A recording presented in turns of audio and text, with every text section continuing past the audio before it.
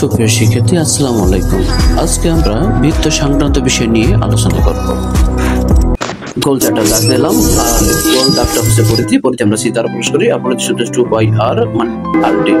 বৃত্তের ক্ষুদ্র ক্ষুদ্র অংশকে বলা হয় বৃত্তকলা, আর বৃত্তকলার ক্ষেত্রফল বা বৃত্তাংশের ক্ষেত্রফল πr²/360 ডিগ্রি। এর পরিধির একটি অংশ হলো বৃত্তচাপ, আর বৃত্তচাপের দৈর্ঘ্য হচ্ছে 2πr/360 ডিগ্রি।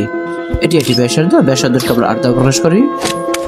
এক পরিধি থেকে কেন্দ্রকে স্পর্শ করে অপর পরিধি পর্যন্ত বলা হয় ব্যাস, আর ব্যাসকে আমরা ডি দ্বারা প্রকাশ করি।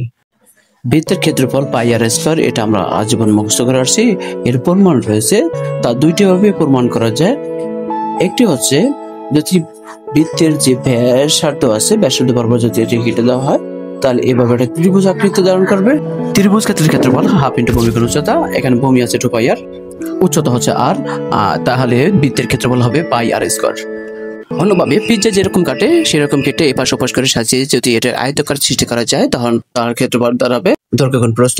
দৈর্ঘ্য আছে 2πr/2 = πr, প্রস্থ আছে r, তাহলে বৃত্তের ক্ষেত্রফল হবে πr²।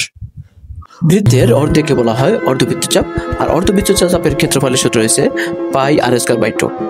তাহলে বলুন তো পাইটা কি? পাই হচ্ছে বৃত্তের পরিধি বা ব্যাস। বৃত্তের পরিধি হচ্ছে 2πr এন্ড ব্যাস হচ্ছে 2r।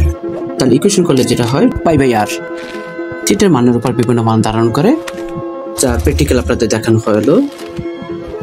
একটু অপেক্ষা করুন, দেখেন থিটার মানের উপর বিভিন্ন মান ধারণ করতে পারে।